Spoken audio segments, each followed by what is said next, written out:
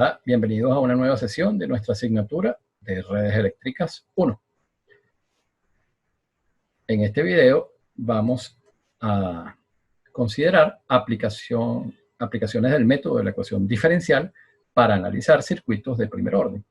En este ejemplo en particular nos piden que calculemos la corriente I sub L, la corriente que está circulando por el inductor, en este circuito RL serie. Y eso para instantes de tiempo mayores o iguales que 0. Precisamente en 0 es cuando se cierra el interruptor. Entonces, para instantes de tiempo mayor que 0, el interruptor ya cerrado, la ley de Kirchhoff de voltaje en la única malla que tenemos, bueno, da esta ecuación, ¿no? Menos V sub S, el voltaje en la fuente, más la caída en el resistor, la caída de voltaje en el resistor, más el voltaje en el inductor, la suma algebraica de todas esas tensiones debe ser 0. ¿Okay? Eso es lo que estipula la ley de Kirchhoff de voltaje. Reemplazamos en el caso del voltaje en el resistor por la ley de Ohm. Eso es R por la corriente I sub L. Y el voltaje en el inductor vimos en un video previo que es igual a la inductancia por la derivada de la corriente. Entonces, de aquí dividimos todo por L, de manera que el término aquí de la derivada quede con coeficiente 1.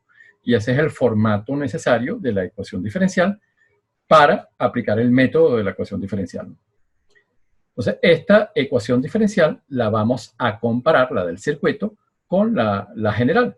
Entonces, nos damos cuenta que A pequeña, A minúscula, es igual a R sobre L, y A grande es el voltaje de la fuente de alimentación entre la inductancia. ¿Okay? Entonces, con esos valores podemos determinar elementos de nuestra solución, que en este caso corresponde a la corriente I sub L. Caso 1, por ejemplo, es A grande entre A pequeña, ¿no? A mayúscula entre A minúscula. El resultado, entonces, es este, V sub S entre R. Y tau es el recíproco de A, L sobre R. Caso 2, la constante de la solución complementaria.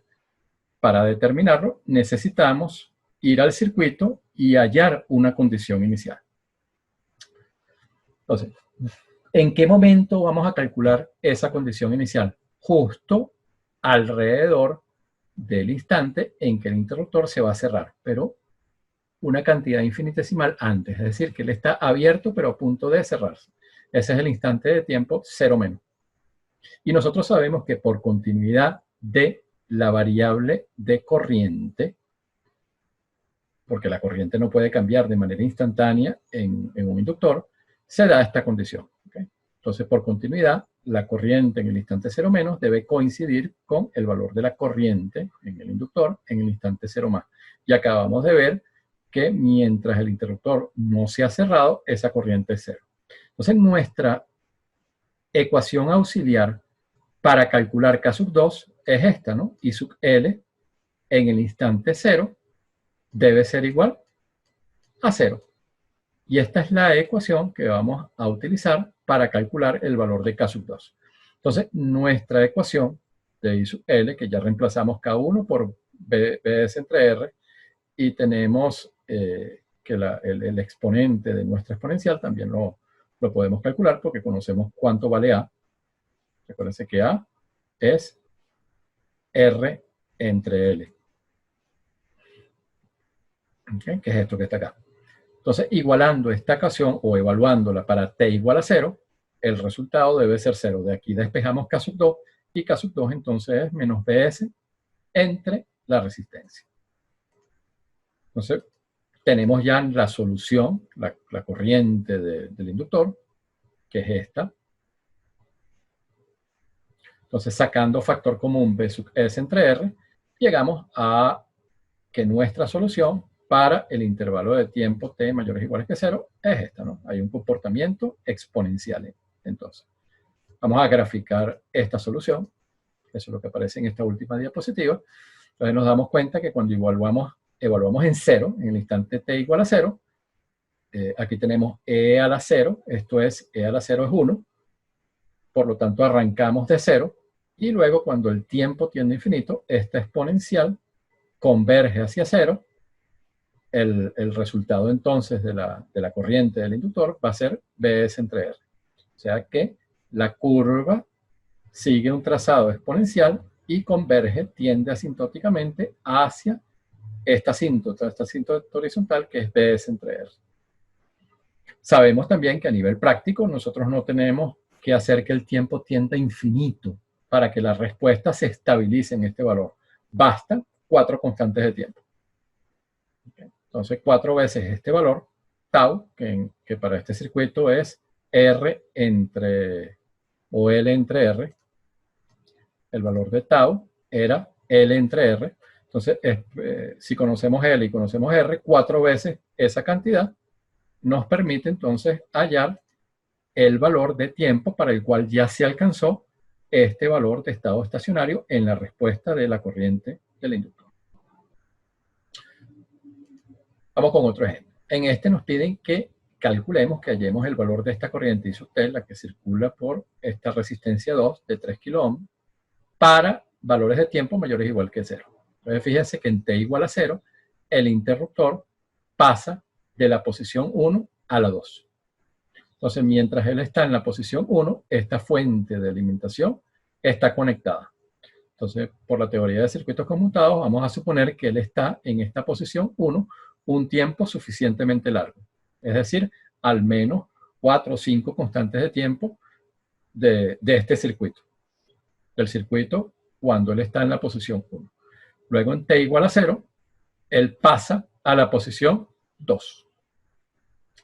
Y ese es el circuito que estamos dibujando aquí en la parte inferior, que es el que corresponde al interruptor ya en la posición 2. Entonces, por eso es que tenemos aquí el interruptor ya está acá en la posición 2 y el circuito que estamos considerando es este, ¿no? Que es el que estamos dibujando aquí en la parte inferior. Entonces, para este circuito es que vamos a calcular ahora la corriente I sub T.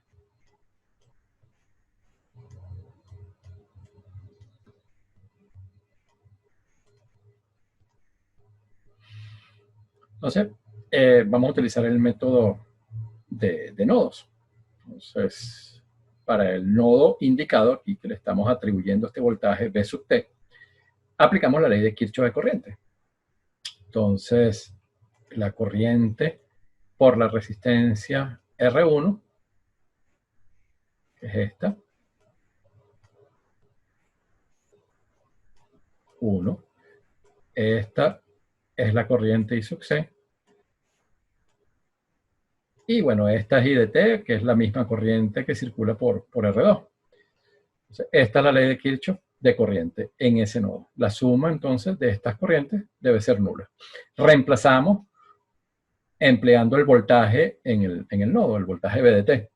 Entonces, IR1 va a ser V de T entre R1, la corriente que circula por el capacitor, es la capacitancia por la derivada del voltaje, y la corriente que circula por R2 es el voltaje entre ese valor de resistencia, la I de O.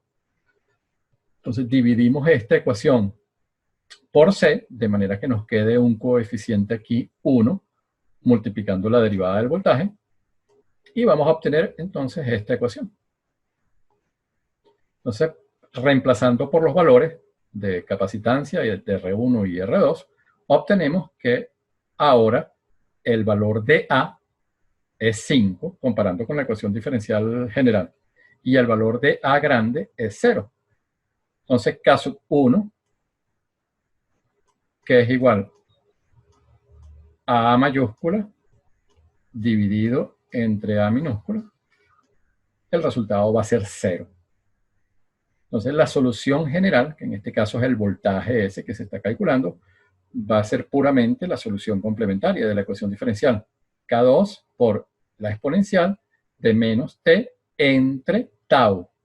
Y tau es 1 entre 5, o sea, 0,2. Para calcular K sub 2, recordamos que hace falta hallar una condición inicial en el circuito. Entonces, la condición inicial la vamos a calcular para el instante 0 menos. En el instante 0 menos, el interruptor está en la posición 1. Y en la posición 1, el circuito que aparece es el que está siendo alimentado por la fuente de voltaje de 12 voltios. Y para ese instante, el condensador se comporta como un circuito abierto. Entonces, el voltaje entre los terminales del condensador coincide con el voltaje en la resistencia R2, están en paralelo. Y ese voltaje en la resistencia R2 podemos calcularlo por un divisor de voltaje, que es R2 entre la suma por el voltaje de la fuente que se está dividiendo. El resultado, al considerar los valores de los elementos y de la fuente de voltaje, es 4 voltios. Y aquí nuevamente estamos recordando que aplica la condición de continuidad. El voltaje en el capacitor no puede variar de manera instantánea. Por lo tanto, cuando el interruptor está en la posición 1 y a punto de pasar a la 2, ¿ya? El voltaje se mantiene y es 4 voltios. Entonces la condición inicial que vamos a utilizar, o esa es la ecuación auxiliar, es esta, ¿no? B en 0 debe ser igual a 4. Ok, entonces vamos a ver cuál es el valor de K2. Vamos a hallar ese valor. Entonces, nuestra solución general, ahora la evaluamos en T igual a 0. Y eso tiene que dar como resultado 4. Esto en T igual a 0, cuando lo igualamos en T igual a 0, E a la 0 es 1. Eso significa entonces que K2 es 4, que es lo que estamos obteniendo aquí. Reemplazamos en la solución general y el resultado es este, ¿no? El voltaje es 4 por esta exponencial. Nos estaban pidiendo al inicio que calculáramos el valor o la expresión analítica de la corriente que circula por la resistencia R2. Bueno, eso va a ser el voltaje, la ecuación del voltaje que acabamos de hallar, dividido entre R2. Y recuérdense que R2 entonces es 3K. Por lo tanto, nuestra expresión matemática para la corriente es esta, 4 tercios por la exponencial, y 1 entre K nos proporciona unidades de miliamperes. La gráfica de la corriente es esta, ¿no? La corriente en T igual a 0, esta exponencial vale 1, por lo tanto la corriente arranca de este valor inicial que es 4 tercios, y luego ella converge hacia 0. Cuando el tiempo aquí tiende a infinito, esta exponencial está tendiendo hacia 0, por lo tanto la corriente también tiende asintóticamente hacia 0. Si para un tiempo de 0.2, recuérdense que 0.2 corresponde a tau, la constante de tiempo. Entonces, para t igual 0,2, reemplazamos aquí por 0,2, esto da e a la menos 1, eso es aproximadamente 0,37, entonces 0,37 por 4 tercios da un valor de 0,49. Entonces, para transcurrido ese tiempo, 0,2 segundos, la corriente tiene un valor de 0,49 miliamperes.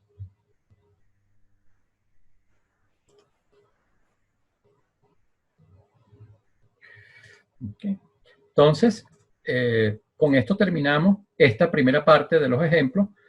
Voy a grabar un segundo video considerando ejemplos adicionales, pero no los trato todos en uno solo, de manera que el video no sea tan largo, no tan extenso. Entonces, muchísimas gracias. Los invito a que vean el próximo video de ejemplo. Que tengan un excelente día.